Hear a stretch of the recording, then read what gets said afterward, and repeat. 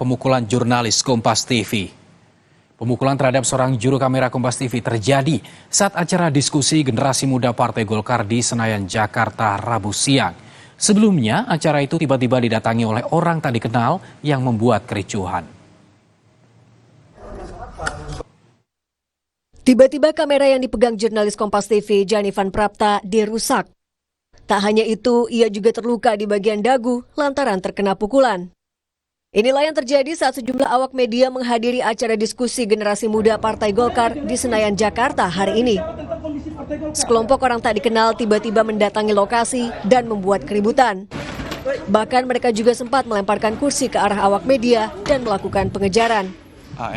GMPG mau membuat diskusi belum mulai. Ketika sudah mau jam 2 kurang, mereka bilang sebentar lagi ada kelompok yang ada kelompok yang mau geruduk acara kita untuk membubarkan. Pas kelompok yang tidak dikenal itu datang, pihak panitia bilang liput. Ketika saya keluar, saya mau liput mereka, saya baru record, tiba-tiba mereka itu nyamperin saya tanpa ngomong apa-apa, langsung mukul ke kamera saya dan ke dagu saya. Terus saya masuk ke dalam, mereka ini masih di luar, mediasi sama pihak panitia, dan di situ mereka bilang tidak ada yang boleh merekam, kalau merekam mati, kita bisa matiin, kata mereka gitu. Sementara itu pihak panitia langsung meminta maaf atas insiden ini. Sekali lagi saya menyampaikan permohonan maaf yang sebesar-besarnya kepada teman-teman media yang tadi mengalami tindakan kekerasan.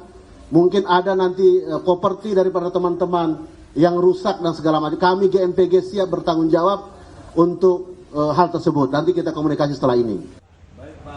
Belum diketahui pasti dari mana asal sejumlah orang tak dikenal yang tak ingin diskusi ini dihelat. Kapolsek Metro Tanah Abang juga sudah mendatangi lokasi untuk memastikan penyebab keributan. Tim Liputan, Kompas TV. Bahwa di sini ada